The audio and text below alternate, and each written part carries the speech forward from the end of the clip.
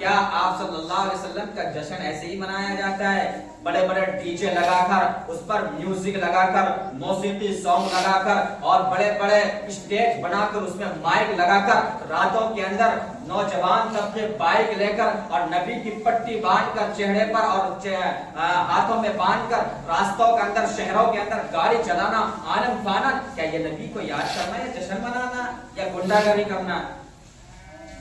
یہ طریقہ ہمارے نبی کی یوم ولادت منانے کا۔ آج کل جتنے بھی لوگ یوم نبی کی ولادت مناتے ہیں ڈی جے کے بغیر نہیں مناتے ہیں، ہر جگہ ڈی جے۔ اور اگر کہیں پروگرام ہوتا ہے تو یہ سنی اور بریلوی مسلمان بڑے بڑے اسپیکر لگائیں گے اور راتوں کے اندر اس کے لے نعت، لے خوان، لے بیان، لے الٹی سیدھی حرکت، اور بیچارے بیمار مسلمان گھروں میں پڑے ہوں گے، ضعیف مسلمان پڑے ہوں گے، اس کے کانوں میں ساؤنڈ کی آواز آ رہی ہے، ان کی نیند خراب ہو رہی ہے، ان کو ڈسٹرب ہو رہا ہے۔ کیا میرے نبی نے یہ سکھلایا تھا کہ لوگوں کو تکلیف دے کر میری سنت کا ایجاد کرو، مجھے مناؤ کہ میں آیا ہوں؟ اور اگر نبی کی سنت کا چرچا کرنا تھا تو ان نوجوان جو شہروں کے اندر بائک لے کر پٹی باندھ کر چہرے پر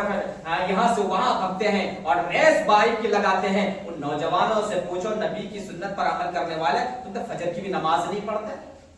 نبی کی سنت منانا تو جائز تھی ہی نہیں، لیکن تم نے منا ہی لیا تو چلو، لیکن نماز تو فجر کی نماز پڑھنا تو فرض تھا، تم نے نماز بھی چھوڑ دی۔ تو یہ سنت، یہ نبی کی جشن منانا، وہاں نبی کی سفارش نہیں ہوگی بلکہ نبی کی تمہارے خلاف گواہی ہوگی، اور قبروں کے اندر ڈنڈے پھریں گے تمہارے اوپر کہ فجر کی نماز فرض تھی اور فجر کی نماز چھوڑ کر راتوں کو پوری رات جگے، اور جب نماز کا وقت ہو گیا اور چت پڑان ہو کے سو گئے بستر میں۔ یہ آج ہماری قوم کی حالت ہے، اور نعوذ باللہ ایسی حالت ہو گئی ان سنیوں کی، ان بریلویوں کی ایسی حالت ہو گئی ہے کہ خانہ کعبہ کی ڈھانچہ بناتے ہیں، مسجد نبی کی ڈھانچہ شکل بنائیں گے، اور شکل بنانے کے بعد اس کو لے کر گھومیں گے